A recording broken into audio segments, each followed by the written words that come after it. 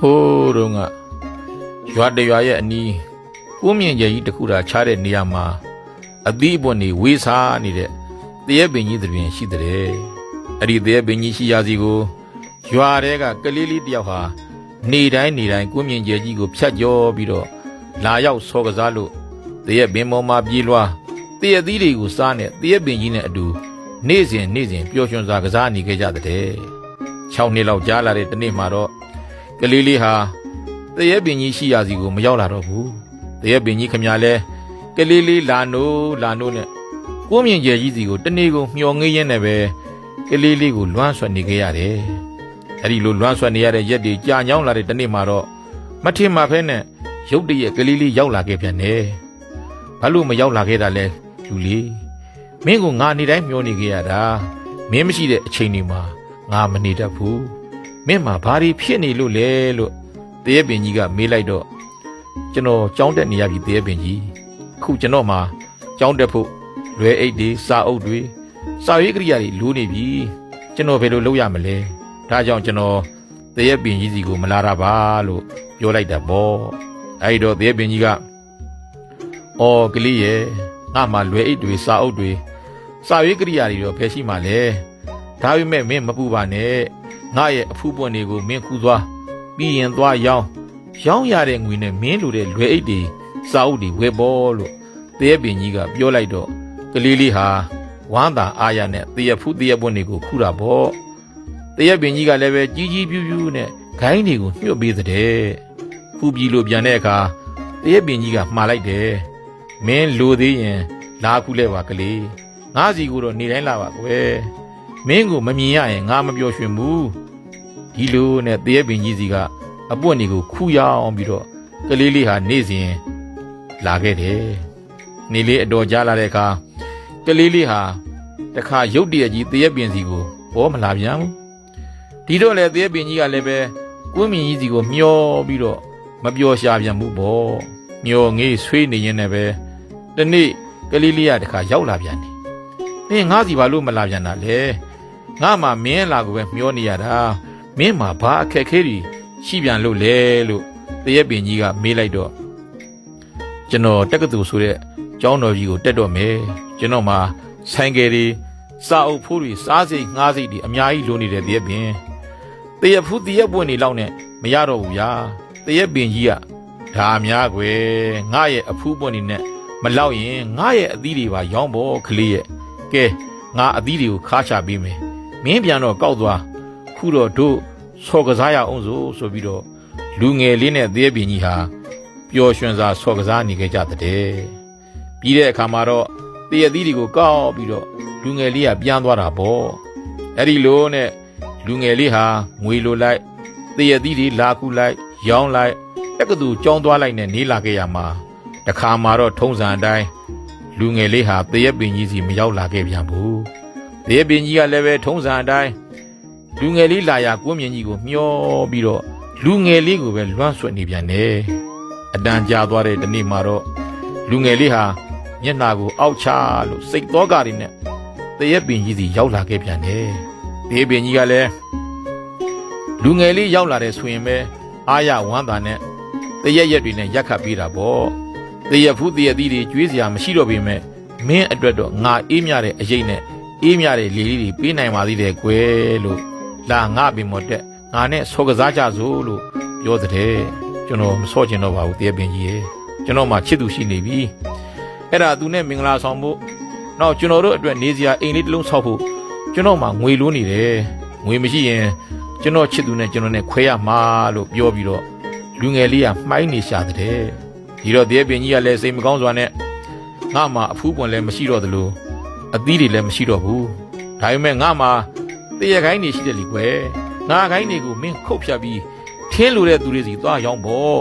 မင်းအိမ်ဆောင်ဖို့လဲအသားတွေစိတ်လိုက်ပါမင်းမင်္ဂလာဆောင်ဖို့အိမ်ဆောက်ဖို့တော့ရမှာပါလို့ပြောလိုက်တဲ့လူငယ်လေးကလည်းပဲ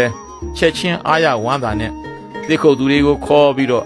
တရက်ခိုင်းရဲ့အကိုင်းအခက်တွေအားလုံးကိုဖြတ်ပြီးတော့ယူသွားတာပေါ့တရက်ပင်ကြီးကတော့မှားလိုက်သေးတယ်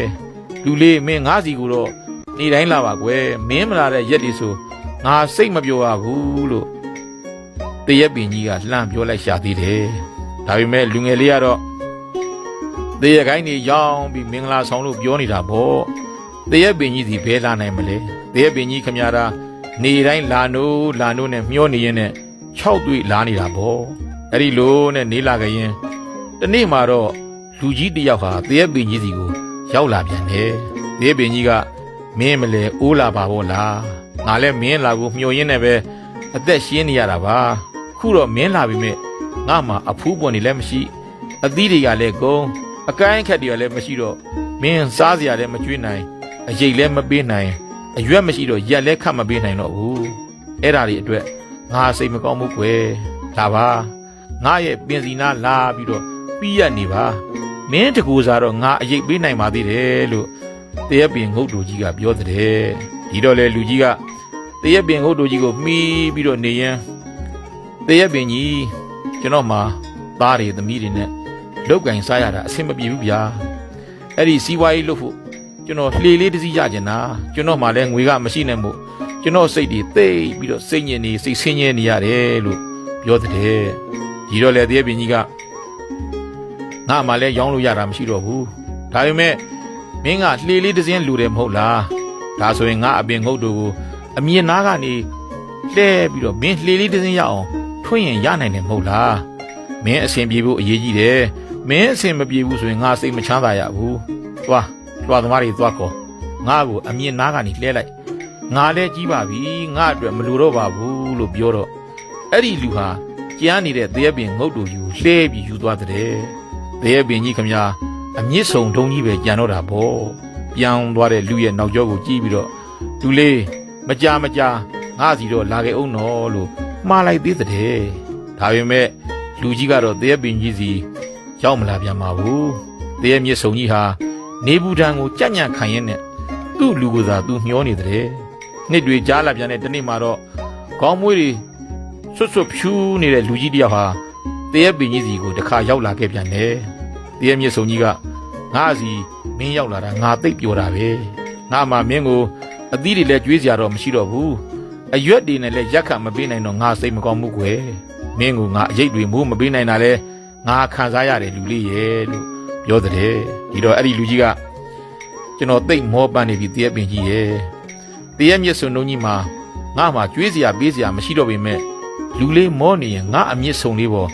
ခေါင်းလေးတင်ပြီးအိတ်ဆက်အနားယူပါလားကလေးလို့ပြောလိုက်တော့အဲ့ဒီလူကြီးဟာတရက်မြစ်ဆုံးကအမြင့်ဆုံးကြီးပေါ်မှာခေါင်းအောင်ပြီးအိမ်မောကျသွားတဲ့မိဘတွေရဲ့ဘဝဟာလဲဒီတရက်ပင်ကြီးလိုပါပဲဥဝဲဆိုပြီးလူလောကထဲရောက်လာတဲ့သားသမီးတွေကိုကြည်မဝရှုမွားနဲ့နေလာကြရင်6နှစ်လောက်ရောက်လာတဲ့အခါကြောင်းထားဖို့ကြောင်းပို့ရလို့ခွဲခွာရတဲ့အခါမိဘတွေရင်စနာခဲ့ရသလိုအပေါ်ယံငွေလေးတွေလည်းပဲကလေးမုံဖို့ကြောင်းမုံဖို့လွယ်အိတ်ဖို့စာအုပ်ဖို့နဲ့စသုံးခဲ့ရတာမဟုတ်လားနောက်မြို့သွားပြီးတက္ကသိုလ်ဆိုတာကြီးတက်တော့ဆိုင်ကယ်ဖို့ကျောင်းစရိတ်နေစရိတ်နဲ့အကုန်များလာတော့စုထားတဲ့ငွေနဲ့မိဘတွေနေစဉ်ရှားတဲ့လူအားကမလောက်တော့ရှိတာလေးတွေရောင်းထုပြီးတော့ပေးခဲ့ရပြန်တယ်မဟုတ်လားတက္ကသိုလ်ဆိုတာကြီးတက်ပြီးလို့အိမ်တော်ပြုတော့မယ်ဆိုပြန်တော့မင်္ဂလာဆောင်ပေးရအိုးခွဲပေးရအိမ်ခွဲပေးရအရင်အနည်းတွေထုတ်ပေးရနဲ့မိဘတွေရဲ့ပစ္စည်းဥစ္စာတစိမ့်ဒေသတွေခွဲပေးလိုက်ရတယ်ဒီပင်ကြီးဟာအကိုင်းခက်တွေကိုပေးလိုက်ရတယ်လို့ပါပဲမိဘတွေကတော့သားသမီးတွေလာနိုးနဲ့မျှော်ကိုပြီးပဲအသက်ရှင်နေကြရတယ်အပူတွေ့မှသာမိဘအိမ်ကိုလာတတ်တဲ့သားသမီးတွေကျမ်းမာရေးစတဲ့အရေးအကြောင်းတစ်ခုခုပေါ်လာတဲ့အခါမှာတော့မိဘတွေဟာကြားနေတဲ့အိမ်လေးဝိုင်းလေးတွေတောင်ပေါင်းနှံပေးလိုက်ကြတော့တရက်ပင်ငုတ်တူလူလှေထွန်းယူသွားဖို့ပေးလိုက်ရတယ်လို့ပဲမဟုတ်လားနောက်ဆုံးတော့မိဘတွေဟာတရက်ပင်ကတစ်မြစ်ဆုံတုံးကြီးတို့သားသမီးတွေကိုမျှော်ရင်းလွှမ်းရင်းနဲ့ပဲနေခဲ့ရရှာတယ်ဘာမှမရှိတော့တဲ့အခါမသွားမလာနိုင်တော့လို့ဂရင်းမော်မှာနေရတဲ့အချိန်မှတောင်သားသမီးတွေကိုမျှောနေရင်းနဲ့သားသမီးတွေရောက်လာတဲ့အခါမိဘတဲ့ဘာရှိလဲရှားစားသွားဆိုပြီးတော့ဂရင်လေးဘော်ကနေပြောလိုက်ပါသေးတယ်အားလုံးမိဘမေတ္တာကိုပြန်လဲသတိရနိုင်ကြပြီးမိဘကျေးဇူးဆပ်နိုင်သူများဖြစ်ကြဖို့ရအတွက်ရည်ရွယ်ပြီးတော့ပြောဆိုလိုက်ရပါတယ်အားလုံးမိဘကျေးဇူးဆပ်နိုင်သူများဖြစ်ကြပါစေ